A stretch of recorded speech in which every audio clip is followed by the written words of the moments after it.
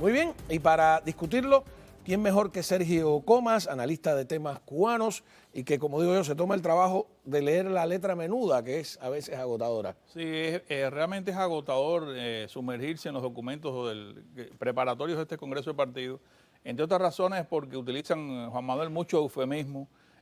Ahí tú no vas a ver muchas cifras, sobre todo cifras negativas, que no sean aquellas, por ejemplo, tú recuerdas que la CEPAL anunció en diciembre del 2020 que Cuba decrecería en su Producto Interno Bruto en un 8% aproximadamente. Sin embargo, los documentos del partido reconocen que cayó brutalmente el Producto Interno Bruto en el 2020 en un 11%.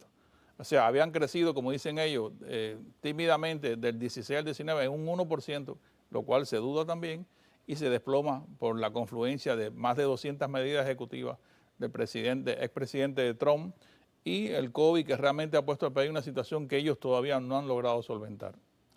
¿Y qué va a pasar, ya saliéndome de la letra menuda, luego volver a ella, con este tema de, que es lo que todo el mundo, ¿no? La prensa en términos generales? ¿No va a haber ningún Castro en ningún cargo importante? ¿O Sí, ese planteamiento es el común mundialmente se está hablando de esto. De hecho, encontré un artículo muy interesante del diario La Tercera de Chile que hace un recorrido por opiniones de dos académicos norteamericanos, uno muy vinculado a la administración actual, que dice básicamente que Cuba está navegando en una situación de incertidumbre porque Joe Biden no acaba de definir la agenda con Cuba, está muy ocupado en temas domésticos. Y otro académico que apuesta, aunque Díaz-Canel fuera el futuro Gorbachev, vamos a decir, en la economía cubana, tendría que esperar, por los juramentos que ha hecho de continuidad, a la muerte de Raúl Castro. Eso sitúa una situación muy difícil el cambio, pero de alguna manera todo el mundo está expectante si es que los militares de Gaesa van a seguir con una economía paralela o si es que Díaz-Canel de alguna manera va a vindicar el poder y le va a dar a la gente lo que han pedido, es comida y más desarrollo de la propiedad privada, de la cual no se habla en ningún documento, se habla de la propiedad privada, se habla de reformar y garantizar la empresa socialista y algunas formas de actividad individual. veo que nos has propuesto algunos textos? ¿Qué significan para ir por orden? Sí, mira, primeramente la introducción de los documentos. El Granma ha venido bombardeando al público y se han hecho documentales incluso para trabajar la gente, una serie de editoriales donde se plantean cosas medulares que se van a plantear en el Congreso. Para mí el artículo editorial del 14 de marzo de este año, que habla del qué papel va a tener la economía en ese Congreso, es fundamental. De hecho, ellos mismos desvisten todos los planes, porque después de situar básicamente lo que van a hacer, te dicen, por ejemplo, que de 274 planteamientos de los lineamientos, ¿Se cumplieron se, cuántos? se cumplieron 92, se quedan 17 y van a modificar 165. Ellos añaden 18 más y al final vamos a tener unos lineamientos de 200 puntos otra vez. Pero si tú miras la matemática, vas a ver que ninguno de los planes, Juan Manuel, que ellos hicieron, se cumplieron. Y esto se explica porque... Pero resistieron, dicen. Dicen que resistieron. Ese lenguaje militar es el que preocupa porque no, o sea, ellos no ponen los pies en el piso, a menos que, como dicen los norteamericanos que estudian Cuba, Raúl dé un discurso de clausura donde encargue al sucesor o designado a dedo de que acometa reformas que él nunca hubiera hecho. Pero no es por ahí por donde uno ve las señales, ¿no? De ninguna manera, porque no han hecho una preparación. Sin embargo, en medio de todos estos planes, a mí lo que me llama la atención es que cómo tú vas a hacer un plan de la economía hasta el 2030 y de momento Díaz-Canel da una conferencia de prensa y gente tan discreta con el tema Cuba como es la agencia Xinhua te dice que Cuba presenta un plan de emergencia que se llama la estrategia económica para salir de la crisis mundial del COVID.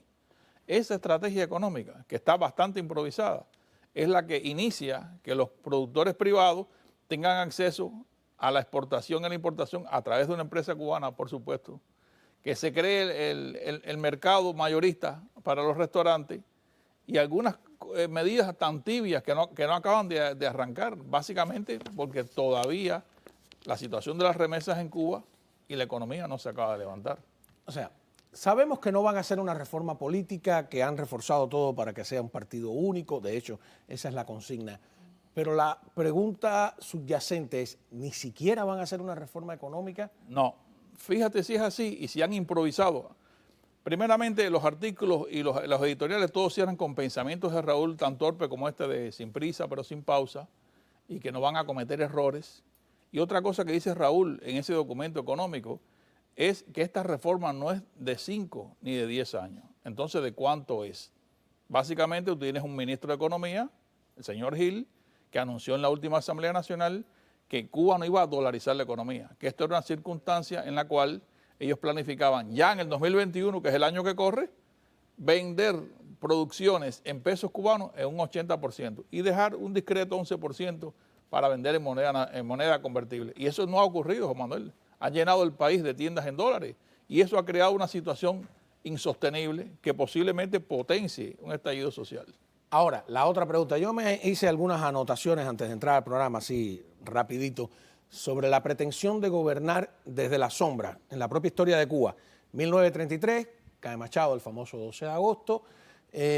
Hay un momento de mucho desorden tras el nombramiento de Herrera en el poder y viene el gobierno de los 100 días. El gobierno de los 100 días tiene una cosa muy curiosa, que es que la constitución de la época decía que había que tener 36 años, creo, de edad para gobernar. Y quienes manejaron el asunto en ese momento, que fueron los estudiantes, ninguno, ni Carlos Prío, ni Chivás, que eran muy jóvenes, y pusieron a su profesor preferido, que era el doctor Ramón Grau San Martín, de la Facultad de Medicina, al frente, pensando, creo yo, esto ya especulo, que lo podían manejar. Y Grau terminó manejándolo a todos ellos, incluyendo a Guiteras, que era un tipo de armas tomar, ¿no? Después Batista pretende gobernar también desde la sombra y en el año 40 se da cuenta porque entró en el 36 aproximadamente en un duelo con Miguel Mariano Gómez, hijo de José Miguel Gómez, nada menos, por el lío del impuesto al saco de azúcar. Y llegó a la conclusión de que tenía que postularse a presidente. Se retira del ejército, cosa peligrosa. Se postula a presidente. O sea, tiene que poner el frente. Hay montones de ejemplos que yo estaba ahí anotando en el terreno internacional. Por ejemplo, lo de Balaguer. En Dominicana. Ramfi Trujillo, el hijo de Trujillo, también cree que puede. Y Balaguer, que era un hombre gris y oscuro y silencioso, oye, terminó ocupando un medio siglo de política. O sea, esa idea de que porque dice Andrés Reinaldo una cosa muy curiosa, que a Raúl Castro, aunque lo pongan jefe de la Oficoda, va a seguir gobernando.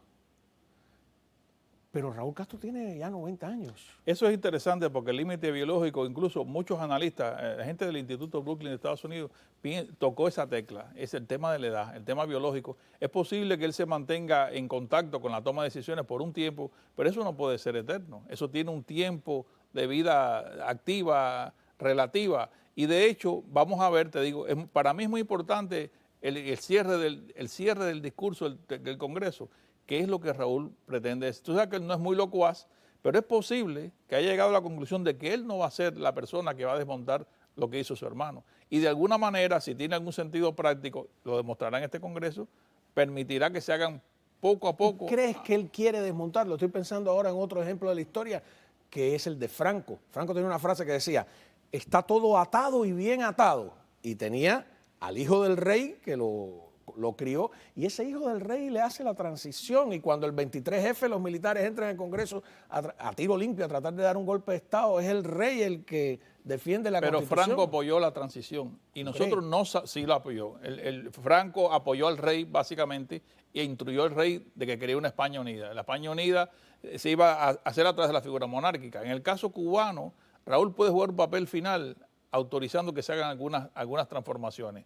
Yo creo que es muy tarde para hacerlo. El país está sumido en una situación muy delicada, porque hoy estamos hablando aquí básicamente de economía y de futuro, pero no podemos olvidar, Juan Manuel, de que hay una parte de la sociedad cubana que son unos muchachos desclasados, que no tienen nada, que no quieren emigrar, que están encendiendo el reverbero de la actividad social. Eso en Cuba no se ha pagado. Y la internet no puede ir a menos. Ellos tienen que abrirse al ancho de banda para hacer transacciones bancarias y de hoteles, si no, no van a tener turismo. Pero fíjate, tú pones un ejemplo, San Isidro, un Paco que por cierto le acaban de poner hace unos minutos el cerco nuevamente a la sede de un Paco, le acaban de poner, estaban comunicándose con el exterior para avisarlo.